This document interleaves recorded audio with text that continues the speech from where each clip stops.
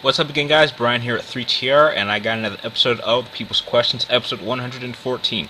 If you can't already tell, today I'll be playing a real Infamous game by playing my favorite game of 2011, Infamous 2. Now, first off, before I begin, would like to thank the three of you guys that actually sent in a good amount of questions. Not as many as I'm used to, but heck, I gotta work with what I can get. The first question coming from Dylan Davis, and you want to know what was the hardest platinum trophy for me to get, and what was the most rewarding platinum trophy. In terms of hardest, that would unquestionably have to go to Call of Duty World at War.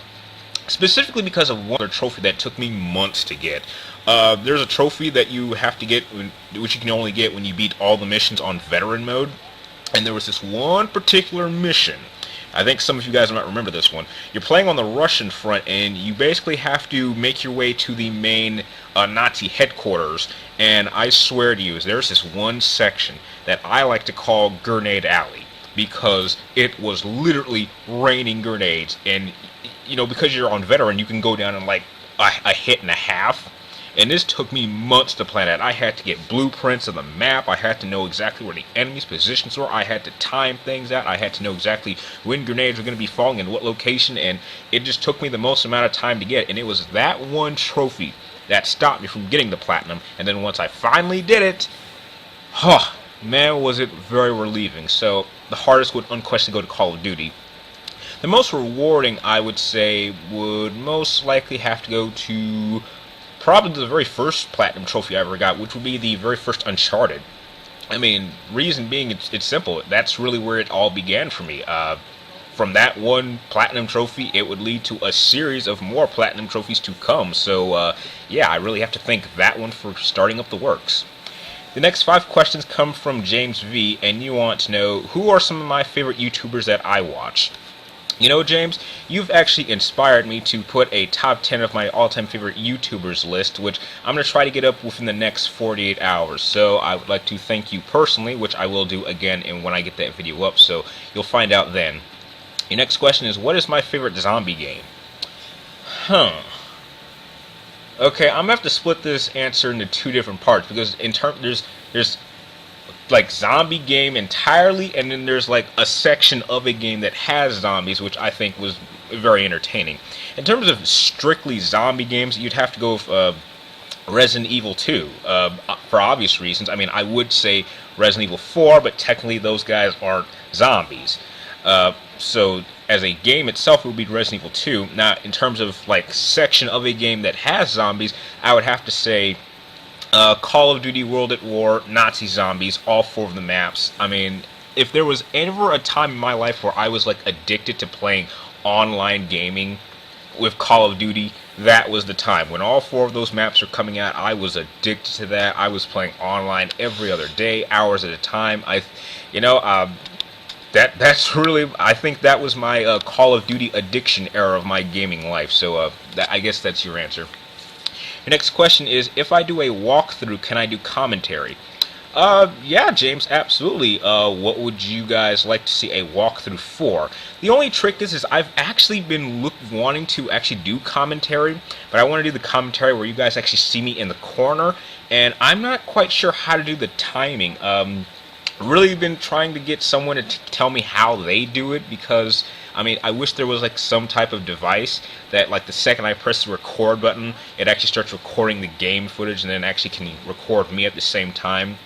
But I think I have a little bit of a technique that I'm going to try. But if you guys have like an idea for a game that you would like me to see me do my first like kind of walkthrough commentary, please tell me in the comments down below so I can actually get started. The next question is, how did I start getting into video games and what made me play video games? Well, actually, I got started into getting into video games when I was like 4 or 5 years old. With my very first game, it was Super Mario Land on the Game Boy, the big ass Game Boy, the first one. That was the very first video game I ever beat, and to this day I've yet to beat that one. I've been actually trying to get a copy of that because I actually purchased a Game Boy Pocket a number of years back, but I never got a chance to replay that. But as for what really got me into it, it was my cousin.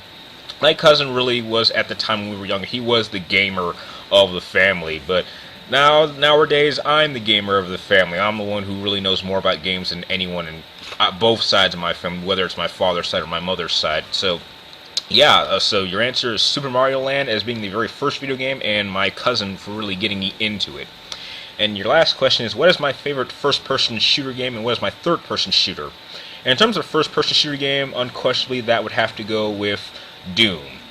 You can't go wrong with Doom. Doom was a revolutionary step in terms of first... Wait a minute.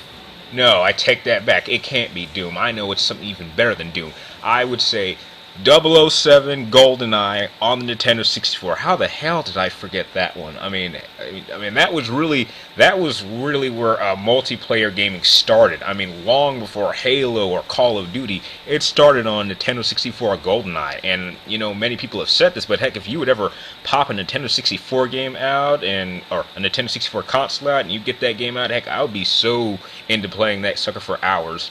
And in terms of third-person game, probably Star Wars Battlefront 2. I mean, technically there's an option that allows you to play that as a first-person shooter, but I usually strictly stick to third-person view, and I thought it had a really phenomenal story with going over the elite unit of the 501st. That's what I really want them to do if the next Battlefront game comes out. So those are your answers: 007 GoldenEye and Star Wars Battlefront 2. And the last three questions come from Criticism Guy 2009, and you want to know, what is my take on the creepypasta videos on YouTube? Because those are the ones that mainly entertain you. I don't know what to say about them, Criticism Guy. I have not seen any of those videos. I've never heard any of those videos, but I assure you, after I'm done filming this, I will watch one or two of them just to kind of get a good idea of what type of videos these are.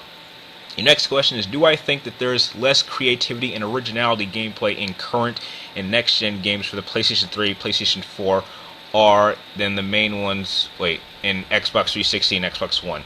I'm a little bit confused by your question, but I'm guessing, is there less creativity nowadays than there were in the past? I think we're getting to that point because, you know, games are getting so...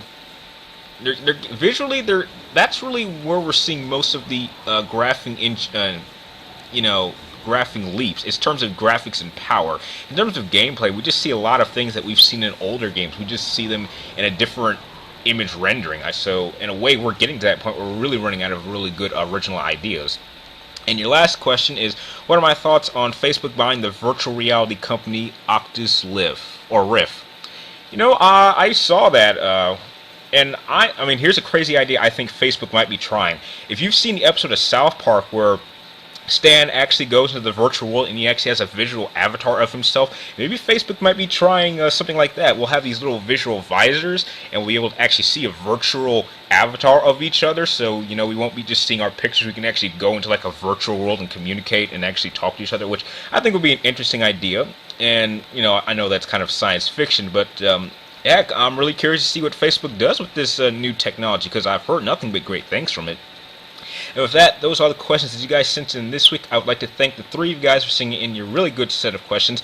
If you like this video, feel free to like, comment down below, and please subscribe. Keep track of me in my future movie, video game reviews, and episodes of people's questions. And if you have any more questions you would like me to answer for episode 115, please type them in the comments down below, and be sure to get them into me before Wednesday, because I do film these on Wednesday so I can get them ready for Friday. And like always, thank you guys for watching. You are all totally awesome, and I will see you next time.